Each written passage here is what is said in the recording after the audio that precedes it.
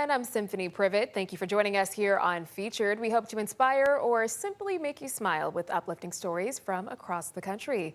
Now, if you have grieved someone, you know the ache of emptiness and darkness that can grow so much it takes over the space your loved one used to have. Boyd Hubert found a man who didn't want that and shares his journey back to the light that ended up extracting something beautiful in the process. Dark and light maybe a little too far out. are the foundation There she goes. of photography. Can you see her eye? Dark and light also define Greg Gerhardt's life. The name of this one is December Eve. Greg's house didn't always look like this, High shutter speed. with photos in the entry, These are some of my first photos. in the kitchen, and the 2 years ago, hallway. I fell in. I did lose a camera. Photos hung 50 or 60 in here. and photos waiting. Sunday morning before church, I had a little time, so I made 12 of these. Hundreds of photos filling the emptiness that opened when Greg's light went dark. That's actually when she found out she had cancer, but always a smile. That never stopped. Never stopped until 2021, when Greg lost his wife of 43 years. Lung cancer took Denise at 63. After which, Greg removed from his home his television. It's what I needed to do for me. Get off the couch, out there. I was where I needed to be. Out there, Greg turned a hobby he'd started with Denise into a passion. That was a gift, I feel, given to me by her to keep going with this and leaving me with a sense of finding a direction. Not the first time Greg's wife helped guide him through dark days.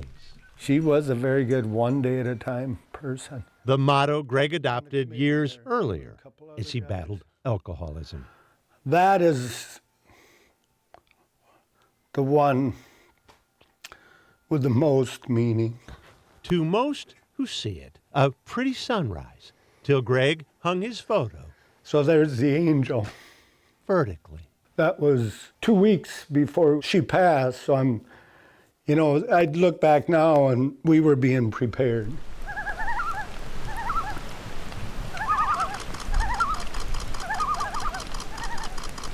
I could sleep out here and sleep in it. Dark giving way to light. The foundation of photography on which Greg stands. I call it a godsidence. Boyd Hubert. A Texas man facing a serious blood disorder was preparing for what could have been a long search for a stem cell donor match. But as Bill Churchwell found out, sometimes a life can change in a minute. This picture. Above the dresser, a reminder of where it all began. I was 19 years old and Paul was about, 24. Nearly 51 years later, Paul and Nora Medina are still side by side, but behind the smiles is a marriage built on something deeper. But you can be with anybody during the good times. It's the hard times that matters. Paul was diagnosed years ago with a blood disorder, but after new testing this year, That's when they found out that I had something bad in the bone marrow that was getting close to a leukemia. he would need a stem cell transplant.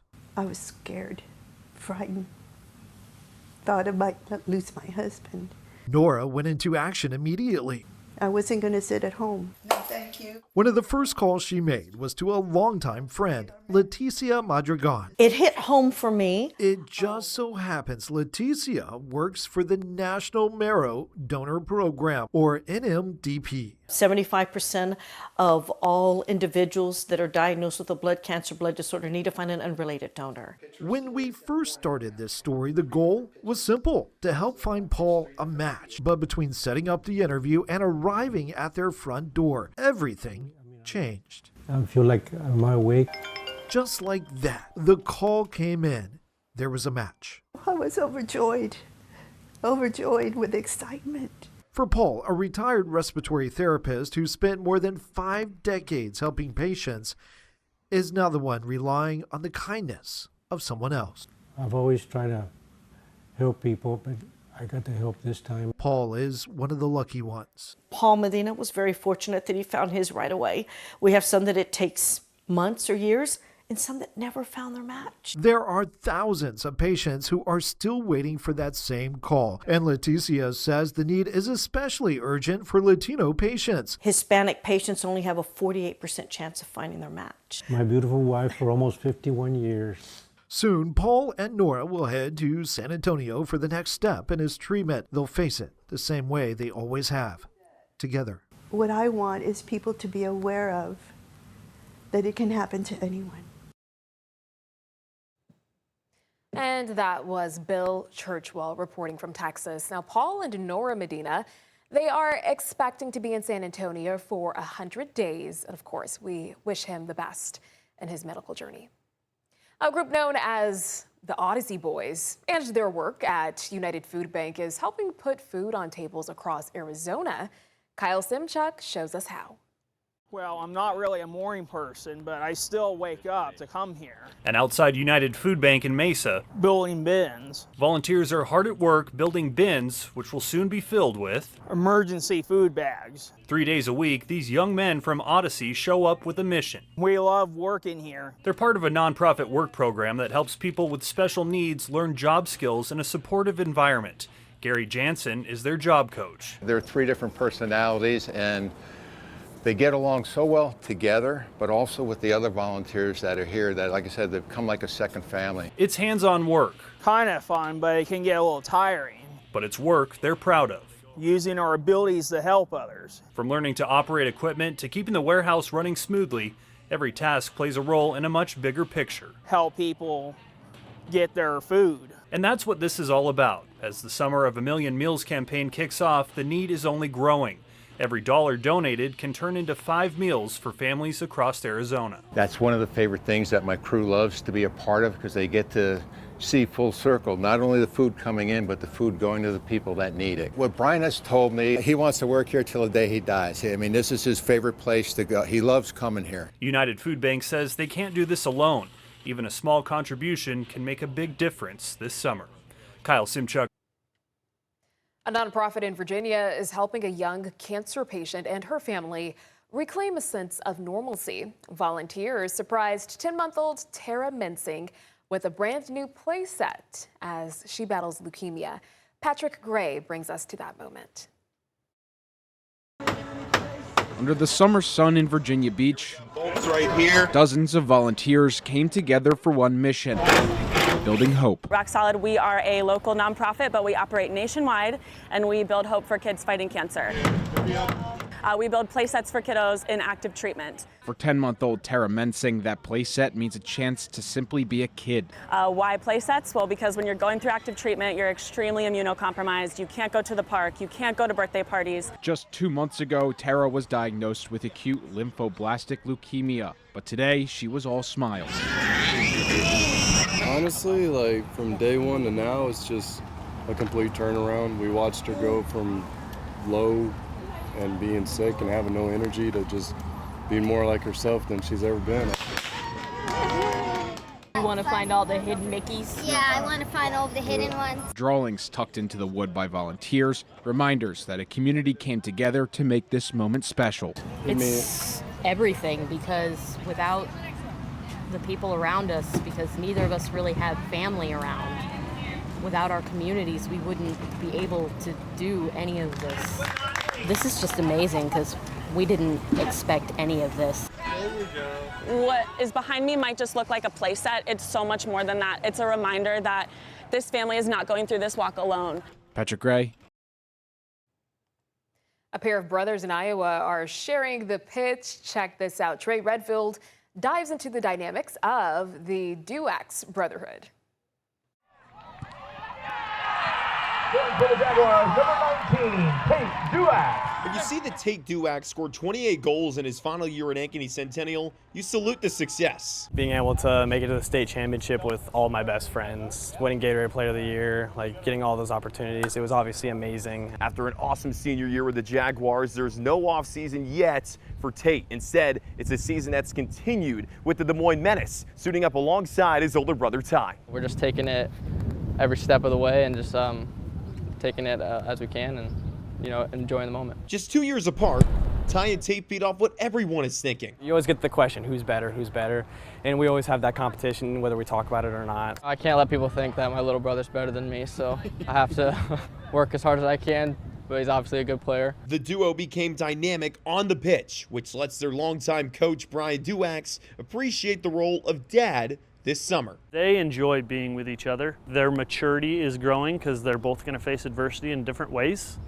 And you just got to rise above it. And raising the bar has helped them build to recreate moments like these on the next level. We're just hoping for the opportunity to get to share the field again, like high school days. Seeing him go out there and like killing it, it kind of just pushes me to be like, all right, I have to do that too. I can do it even if I'm younger than everyone. The sky's the limit. They can go as far as they want to chase it. We're here to support them. If they want to continue chasing it, we'll continue letting them chase it. I'm Trey Redfield. Coming up, what started as one bag has turned into thousands. We'll tell you how a nonprofit in Georgia is providing comfort to kids in foster care. And a busy food pantry in Illinois is getting an upgrade. How a groundbreaking launch, a new start to the program.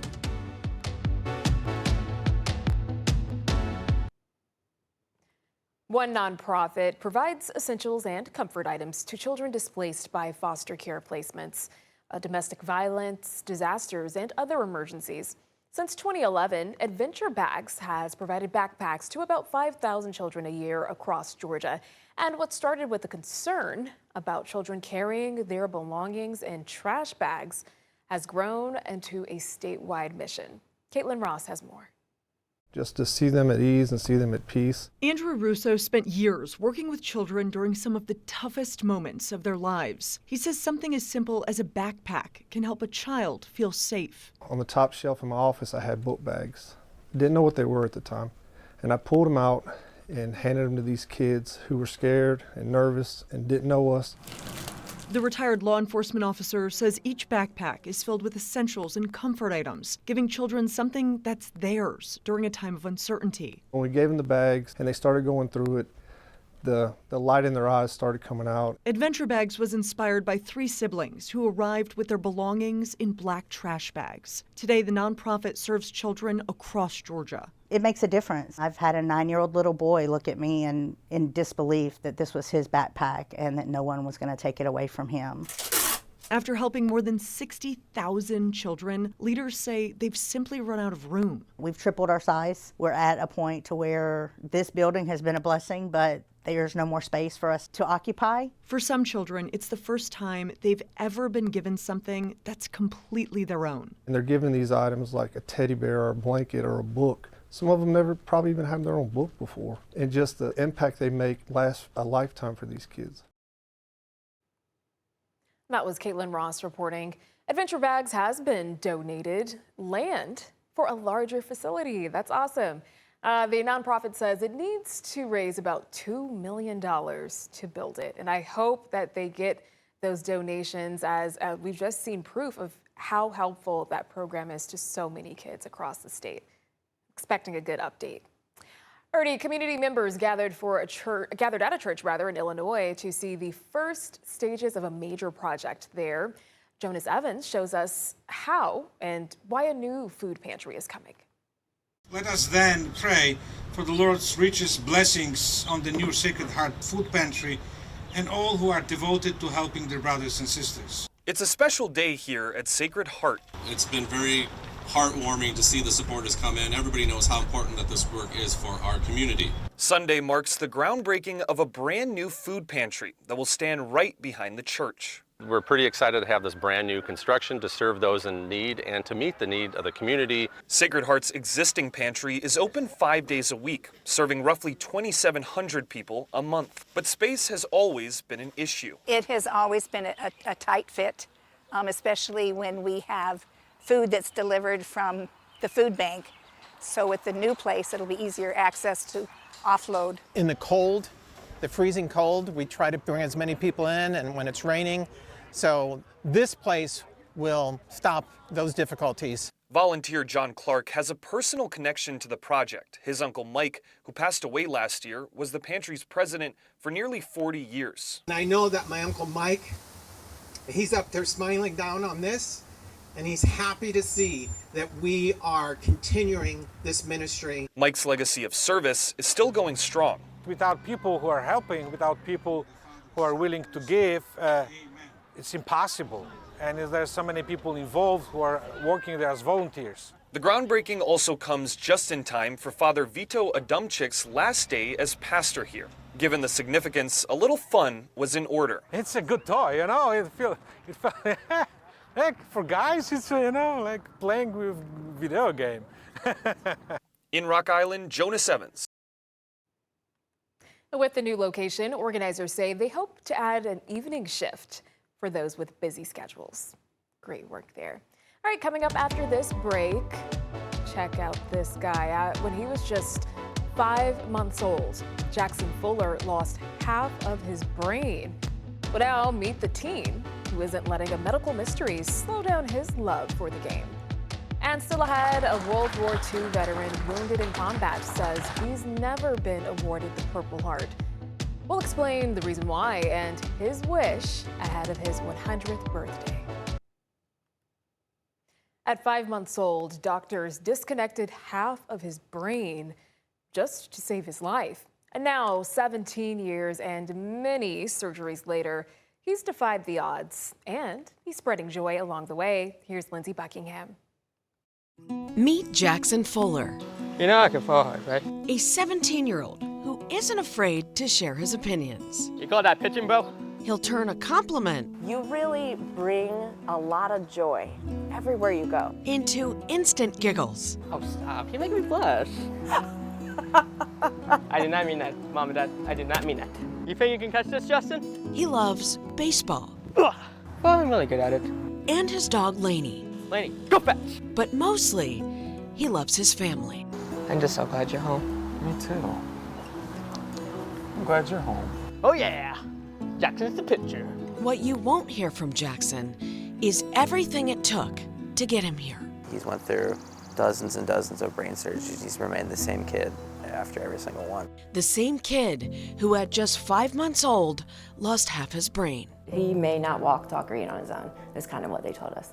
I never heard of anything like that, and it just didn't make sense. Like, I couldn't understand it. Yet Jerry and Nicole Fuller had to. Jackson had been having 20 to 30 seizures a day. He has hemimegalencephaly. The side of his brain didn't form. Doctors said a hemispherectomy would stop them.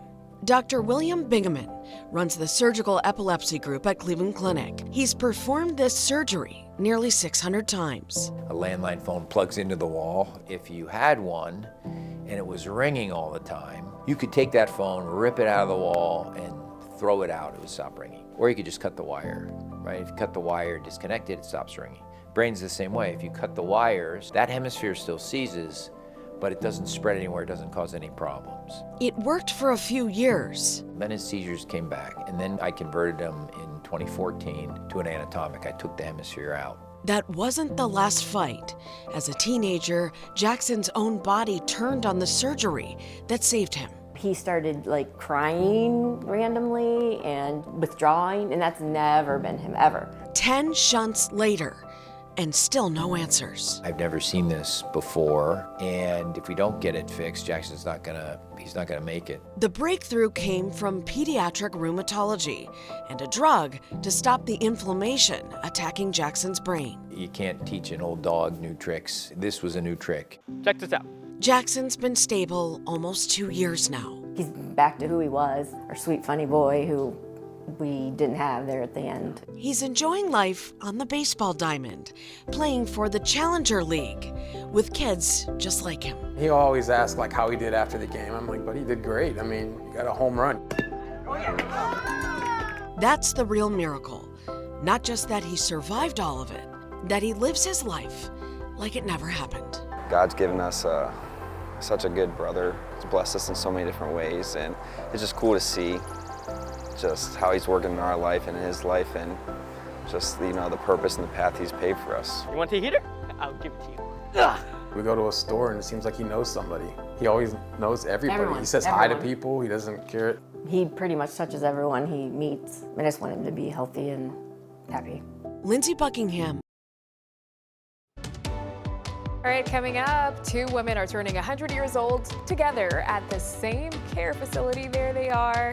Yeah, it's pretty extraordinary, and so are they. We'll show you why. And a dream garage with a personal touch. How one man turned his love of cars into a tribute to his late father.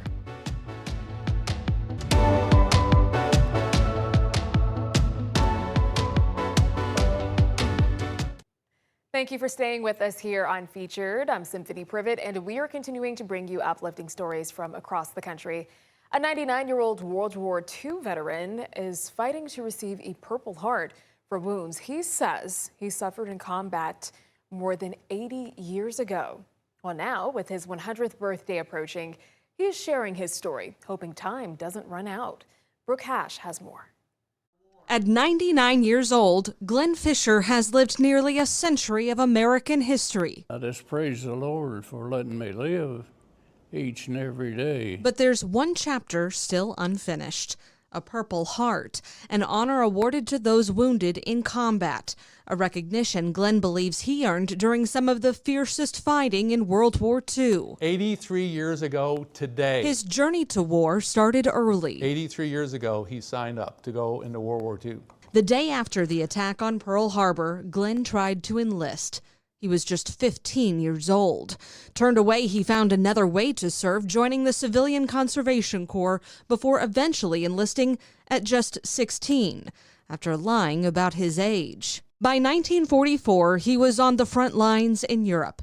He was operating his Beaufort anti-aircraft gun against the German Air Force. But it was months later, on March 25th, 1945, the Germans were up watching along the Rhine River in Germany, when everything changed. Under heavy German artillery fire, a blast tore through his unit. And when the thing goes off about 20 feet off the ground and slings 100 and some pieces of shrapnel. He lost 2 friends that day. Paul Baker and Lieutenant St. John's was our platoon commander. Glenn was wounded by shrapnel to the face and leg, fragments still embedded in his body today. 14 of us were hurt bad enough that he had to evacuate us to the hospital. He was rushed to a field hospital right after the attack, then transferred for more serious care at a hospital in the Netherlands. That morning report shows that I was in the hospital. Glenn says his injuries weren't reported accurately, but records are there, and more importantly, the scars are all there. Despite his injuries, he never received a Purple Heart. Now, decades later, with the help of a longtime friend, there's a renewed push. I believe he deserves a Purple Heart. He's not making this stuff up. He's got the wounds to show it. Jeff Tokey's known Glenn for the better part of 5 decades and says his story has never changed. This is about 300 pages. I've been researching this for months. I've sent all this in, and it wasn't enough to the powers to be. Glenn received numerous honors for his service, including France's highest distinction, the Legion of Honor. But to him, this one matters most. It was something that I just laid down my life for. With his 100th birthday coming up, it's his only wish. And it's something that I earned, and it's something that I should be presented. And time is of the essence. And that was Brooke Hash reporting from Kentucky. Now we have a bit of an update for you here. Since the story was put together, Glenn finally got his recognition. I'm so glad to hear that.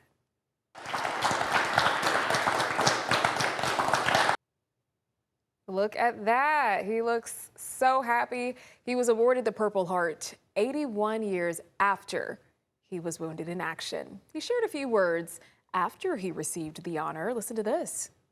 I've been so excited that I haven't been able to sleep at night thinking about what a wonderful thing is happening.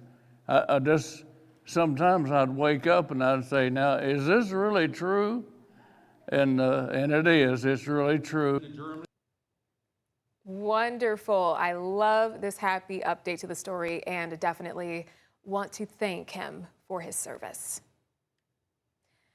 Oh, we've all heard it before, you know, age is just a number. But for 2 Ohio women, that number just so happens to be 100.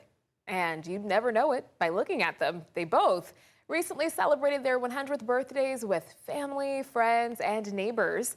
And the senior living center they call home. And they share more than just their age. They've each lived through a century of history, heartbreak, love, and change. And they are still finding joy in the everyday. Christy Paul sat down with them and shared some of their wisdom. The cake says 100.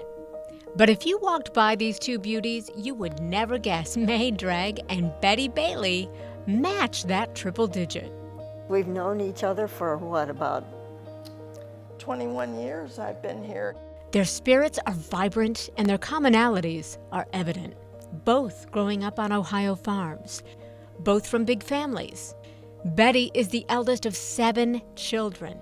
Out of those 7, I am the oldest and the only one left. How I received all those good genes, I'll never know. May, one of 8. I'm number 4 of the 8. They know loss and learning isn't confined to their generation. Both women lived through moments of dark history. For May and Betty, it was Pearl Harbor. I was 15. I can remember it like it was yesterday, and one of my brothers was drafted. Then it all came real. Both outlived their husbands, but hold wonderful memories. Almost 70 years we were married, and it was a good life with George Bailey. Not that George Bailey, this George Bailey, a reverend who served several communities in Northeast Ohio. May married for 49 years to Jim Drag, dancing together through the big band era. I asked these centenarians, what's the secret to a good marriage? Being in love and respect each other. We made decisions together. When you look back at your life, what do you cherish most about it? Maybe the birth of the children, really. But then we also had a very tragic thing. Our youngest daughter we lost in an accident when she was 25. If I hadn't had a faith and believed in God's help, we would never have made it through. I have a strong faith in God, which has helped me. I believe that He helps us every day. They say faith keeps you strong and leaning into new things keeps you young. When I'm having my light breakfast, I work the Wordle puzzle on my iPhone. They say another thing we can do as we age, give ourselves permission. Sometimes it's 2 o'clock when I decide it's time to retire. 2 o'clock in the morning? Yes, ma'am. But I take a nap during the day. That's one of the things that elderly people can do, is take that nap. When I got to be 90, I decided to treat myself and have a cleaning lady once a month. And it's wonderful because that frees up my time to do fun things. At 100 years young, you don't just get a party, you get wisdom. First and foremost, I think be kind, be honest, truthful, and work hard. That's how you get ahead in life. I also think you need to face every day with a positive attitude, whether you feel like it or not.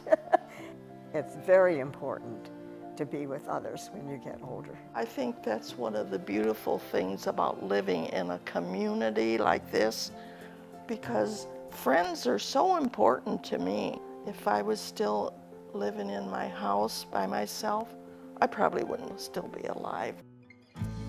You know, it's wonderful. I know so many of these people from even over at the Meadows and now here. It's been exciting, it really has. It's amazing. This is party number 3 for me, that I have this many friends that care this much about me. It's absolutely wonderful. Happy birthday to you.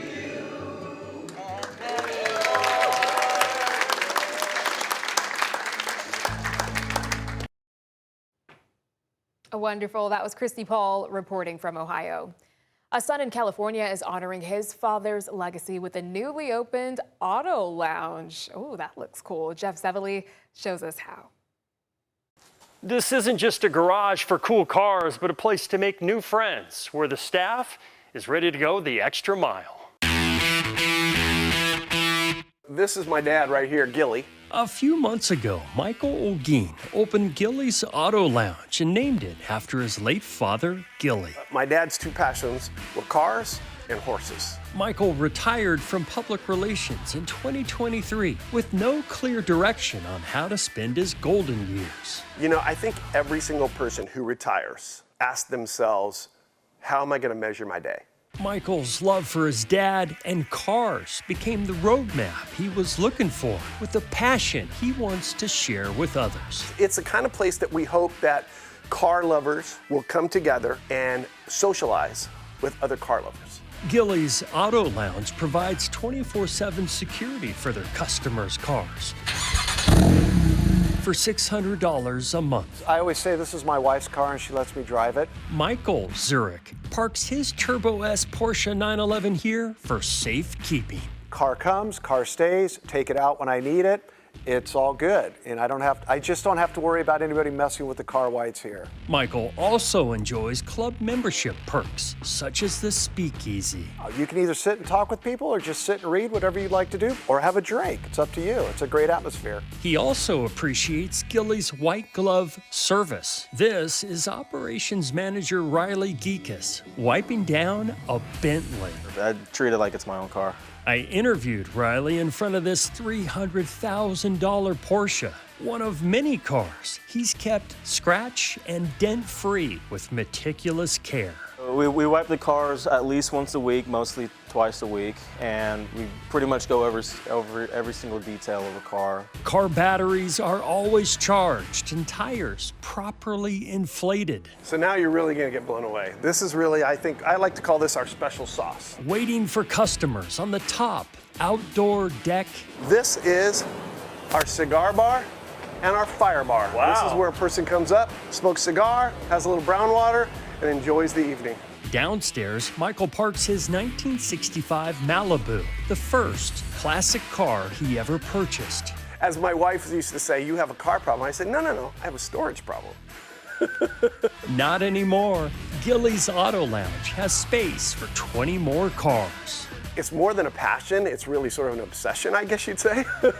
At the grand opening of Gilly's, Michael's siblings were touched that he took the wheel of their father's legacy. Like tears in their eyes, I go, Dad would just love this. He would think it was so cool. In the Sevely Zone, Jeff Sevely. That's awesome. I think my dad would love that too.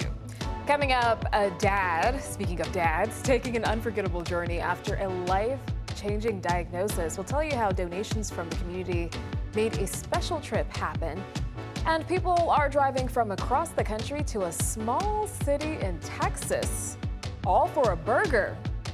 I can believe it. There's some good food down south. Well, we visit the food truck that's going viral on social media. Welcome back. A father in Georgia set out to raise $10,000 for the Michael J. Fox Foundation, earning himself a spot on a climb up Mount Kilimanjaro. After his own early onset Parkinson's diagnosis, he ended up raising double that. And the foundation invited his daughter to make the climb with him. The father-daughter duo, they don't get much time together these days. She's away at school and he's busy running his own law practice. But now, one of the items left on his bucket list is about to give them 12 days together they will never forget. Madison Ricks has more. Lets me wear a hat, lets me not have to go to court. 1, finish his time as a Marine. 2, become a lawyer. Jacob Darley became used to checking things off his bucket list. Yeah, I've done a lot on the bucket list, actually. I saw it a couple years ago, but Kilimanjaro has been on there. Dunk of basketball's on there. I don't think that one's happening for me. A list that stretches across decades, and over the years, he's become known as quite the adventurer. I've gone on lots of adventures since my diagnosis. I've gone on a bear hunt in the wilderness of Idaho, and 3-day offshore in Mexico fishing. And his daughter Hannah caught that journey on camera, one moment at a time. I've always been a writer. I've always loved to write, and so this felt like a good opportunity to kind of try and flex that muscle as well as some of this editing to be able to share my dad's story and also, raise money for him to go do this awesome thing. But no matter how much you plan, there's always something unexpected that can pop up. Jacob noticed a tremor in his hands, a series of health problems that eventually led to a diagnosis he wasn't expecting. It's kind of a awkward thing. I see people here and I don't know, they see me shaking, and I feel like I owe them some kind of explanation, but it was a good opportunity to make the announcement to the community and to friends, and it worked out. Everybody responded. I've been overwhelmed with the love and support. The small moments in life no longer feel small once you realize they could be taken away. But his daughter Hannah was there to support him, and when he said, "Let's climb a mountain," she happily made a video so he could do it. This is Jacob Darley. And so getting those 12 uninterrupted days to just hang out and be together and actually get to connect as adults. Because I think children, obviously, they know their parents when they're younger, but being an adult in that situation, being able to talk about real things and just being people together, I think is a whole new experience. And I think it'll be very special to do that in Africa and Kilimanjaro. Now they're ready to mark off another item, one made together. Reporting in Dublin, Madison Ricks. The owners of a golf course in Maine are going viral online, but it's not even for the 9-hole play yet. It's not open for 9-hole play yet. And Ryan Bell takes us to Fairway Fields. One of the world's most viral golf courses is hiding in Chesterville, Maine. We bought this abandoned golf course. This is day one of bringing back the first hole. Ty Nichols and his parents are restoring the property, which sat untouched for nearly a decade. In the process, they've racked up millions of views on social media. I need one of these. I need a cup. I played here, I think the first time I ever played golf, when I was 12, I think we played. Formerly known as Sandy River Golf Course, Nichols renamed the business Fairway Fields. But when he bought it, there wasn't much resembling a fairway.